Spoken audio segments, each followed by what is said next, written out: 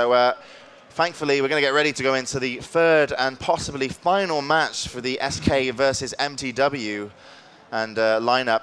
And we don't see any changes. And actually, I do remember speaking to Don, the German enhancement shaman.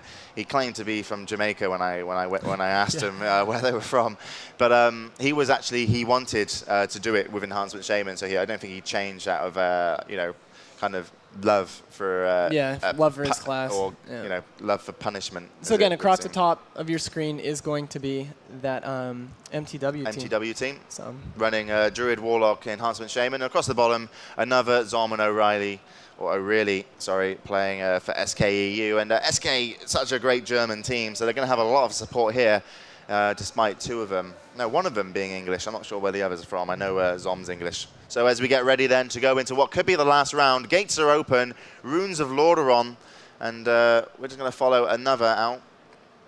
Everyone just kind of standing off. Switching over to the enhancement shaman, pretty classic of shamans to kind of set up behind walls and drop their totems so they're hard to kill. And you see that a lot, especially also in fives. Fives, twos, and threes. We see the Rogue Mage Priest team is playing really defensive right now. They're sitting in their starting pen. They need to wait. They need to pull them away from their totems. They need to sit back and wait at the beginning. I don't know. I saw the mage rebuffing too, so I'm not sure if they forgot a buff or not, but now they're actually going on the offensive. Classic opener. Classic opener as he rides in, does a Frost Nova. He gets the Druid out as well with that one. Zom comes in, as you can see, onto the Shaman there, and we see some damage. There's a pet spell, and also the Bloodlust goes up instantly, and they put the Bloodlust up without actually kind of using it to defend against the pet from the Mage. And actually, here comes the pet. Bloodlust up then.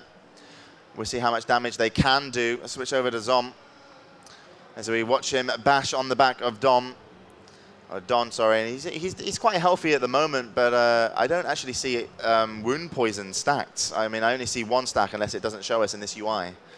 So really actually is the target right now for this mTw team. They're trying to spread out damage a lot, and they're actually doing a great job with it. Look at the dots all over the place from this Warlock.